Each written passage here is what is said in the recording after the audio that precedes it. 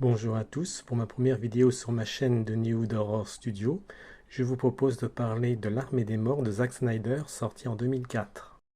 Pour ceux qui ne connaissent pas, il s'agit de l'histoire d'Anna, une jeune infirmière qui termine sa journée de travail à l'hôpital. Elle rentre chez elle, elle parle à sa petite voisine qui fait du pain à roulettes, elle retrouve son petit ami avec qui elle passe la soirée, et lorsqu'il se réveille le lendemain matin, la jeune voisine vient dans leur chambre et elle a la figure avec du sang. Elle a été mordue, elle s'est transformée en zombie.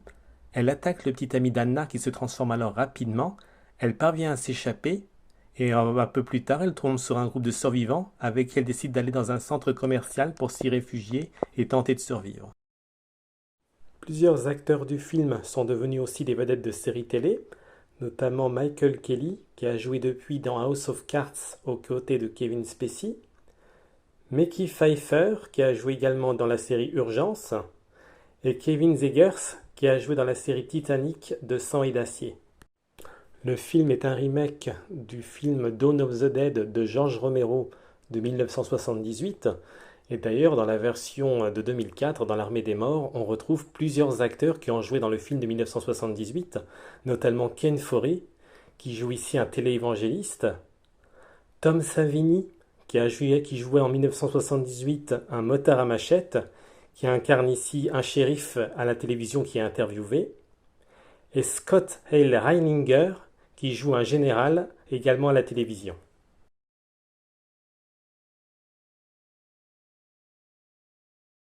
Dans le générique, au début du film, on peut entendre une chanson de Johnny Cash, le chanteur de country américaine, le titre The Man Comes Around, dont je vous propose d'écouter un petit morceau, et tous ceux qui ont vu le film vont se la remémorer.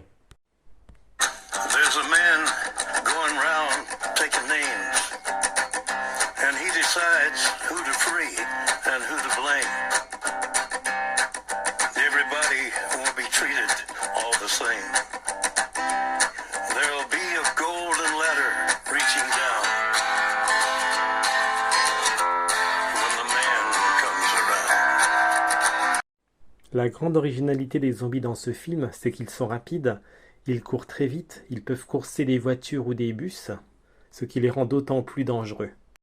Le film est rempli de scènes cultes, notamment la scène d'ouverture, quand Anna se retrouve face à son petit ami qui s'est transformé, sans parler du générique, qui montre que le gouvernement et les autorités sont complètement dépassés par ce qui se passe et qui sont incapables de savoir pourquoi les gens se transforment en zombies.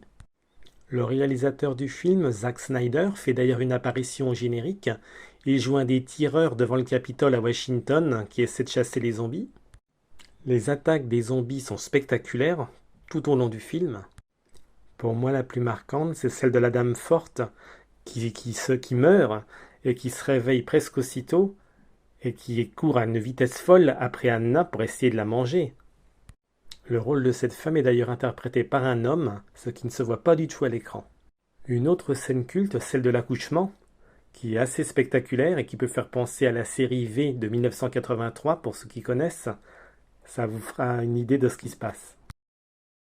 Certains Blu-ray ou DVD du film contiennent une version Director's Cut avec 9 minutes de scènes rajoutées par rapport à la version cinéma, parmi lesquelles des scènes plus gore, et on voit plus en détail comment les survivants entrent dans le centre commercial et pourquoi ils se servent d'un WC pour briser une vitre. À la différence de la série The Walking Dead, où toutes les personnes se transforment automatiquement en zombies après leur mort, dans le film, il n'y a que de transformation que s'il y a eu morsure, ce qui prouve donc que le virus ne circule pas dans l'air.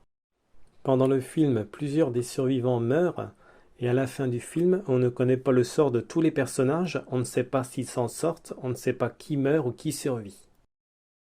Avec un budget de 26 millions de dollars, le film a rapporté un peu plus de 100 millions dans le monde et a fait à peu près 470 000 entrées en France. Il fait partie de mon top 3 des meilleurs films de zombies, et si jamais vous l'avez vu et que vous l'avez aimé ou détesté, n'hésitez pas à le dire en commentaire. Si la vidéo vous plaît, j'en ferai une autre prochainement sur un autre film d'horreur. En attendant, je vous invite à frissonner dans votre canapé devant de bons films d'horreur. Si vous souhaitez que je fasse une vidéo sur un film d'horreur en particulier, n'hésitez pas à le dire en commentaire. À bientôt!